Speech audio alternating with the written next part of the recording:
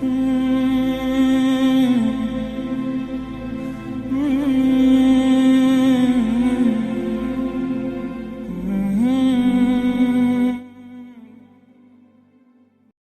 الله الرحمن الرحيم الحمد لله رب العالمين والصلاة والسلام على أشرف المرسلين أما بعد السلام عليكم ورحمة الله وبركاته. محترم azizlar, Alloh haq azza va jallaning mo'min musulmon bandasi bo'lganligimiz uchun Allohga shukronalar aytamiz. Alloh haq azza va jallaga iymon keltirganligimiz uchun Alloh haq azza va jalla bizni mu'min qilib yaratganligi uchun Allohga shukronalar aytamiz. Muhammad sallallohu alayhi va sallamga ummat qilib yaratganligi uchun Allohga shukronalar aytamiz. Chunki Alloh bizni sevganligi uchun ham bizni mu'min musulmon qilib yaratdi. Alloh haq azza va jalla siz bilan bizni shu qadar sevadiki azizlar, biz buni tasavvur ham qila olmaymiz. Sevganligi uchun ham bandalarini gunohlarini kechirib, gunohlarimizni satr qilib boradi. Lekin banda ekanmiz. Ba'zan ojizlik qilamiz, ba'zan shayton alayhi la'nani yo'liga yurib qo'yamiz, gunohlar qilib qo'yamiz. Alloh gunohlarimizni kechirsin. Shuning uchun ham biz Alloh azza va jallaga ko'proq istig'for aytishimiz kerak. Astagfirulloh. Allohim, meni mag'firatingga olgin. Meni gunohlarimni kechirgin. Men bir ojiz bandangman. Bilib bilmasdan qilayotgan gunohlarimni o'zing af etgin deb Allohga istig'for aytib borishimiz kerak. Mana shu istig'forimiz bizning gunohlarimizni yuvib turadi. Payg'ambarimiz alayhi salatu vasallam o'zlari ham bir kunda bir necha marotabalab istig'for aytishliklarini aytadilar. Aslida Rasulimiz alayhi salatu vasallam har qanday gunoh qilishlikdan pokdirlar. Jannatdagi maqomlari ham aniq bo'lsa, lekin Rasulimiz alayhi salatu vasallamdek zot bir kunda 100 marta istig'for aytsalar, unda biz nega aytmaylik? Boshingizga g'am keldimi aziz birodar, istig'for ayting. Qarzingiz ko'payib, kechalari uxlay olmayapsizmi? Unda istig'for ayting. Birovlarda haqqingiz bor, ola olmay diqqat bo'lib yuribsiz, istig'for ayting. Aziz opa-singlim, go'zal qizim, farzand ko'rmayapsizmi? Ko'zingiz namlanyaptimi? Nega farzand ko'rmayapman deb diqqat bo'layapsizmi? Istig'for ayting. Hamma mana shu g'am va tashvishlarni kaliti bu istig'for. Musa alayhisalom davrlarida odamlar har qancha duolar qilsa ham yomg'ir yog'madi. Oxiri odamlar kelib, "Ey Musa alayhisalom, biz bilan birga chiqib duo qilishing, shoyat Alloh bizga yomg'ir bersa duo qilib bering" dedilar. Musa alayhisalom butun xalqi bilan, qavmi bilan bir sahroga chiqib Allohga duo qilib yomg'ir so'radilar. Lekin Alloh bir tomchi ham yomg'ir yog'dirmadi. Hayron bo'lgan Musa alayhisalom, "Ey Robbim, nega duoyimizni qabul qilmayapsan?" dedi. Shunda Alloh azza va jalla, "Ey Musa alayhisalom, seni mana bu turgan ummatingning ichida menga 40 yildan beri gunoh ma'siyat qilib turgan odam bor. Modomiki mana shu gunohkor banda ichingizda turar ekan, sizlarni duoyingizni qabul qilmayman" dedi.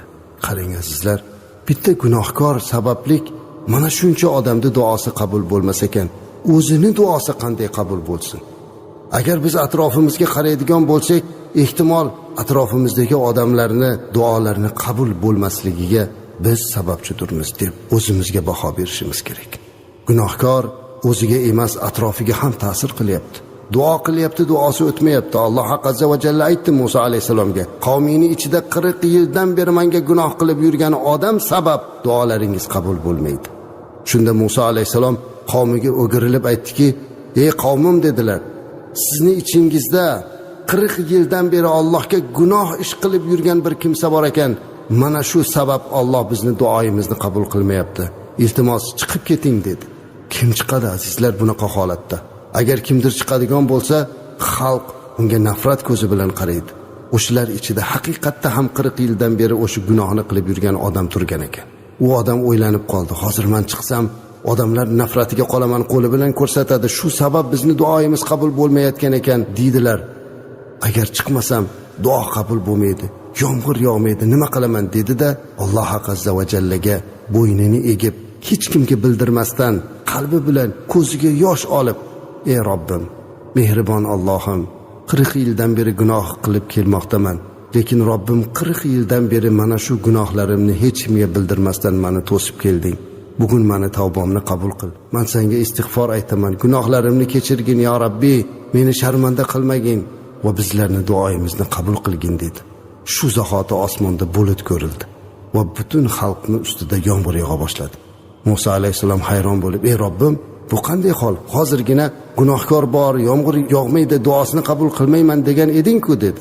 Alloh azza va jalla, ey Musa alayhisalom, u bandam istig'for aytdi, tavba qildi, men uni tavbasini qabul qildim dedi. Shunda Musa alayhisalom, ey Robbim, u banda kim ekan? Men uni bir ko'ray dedi.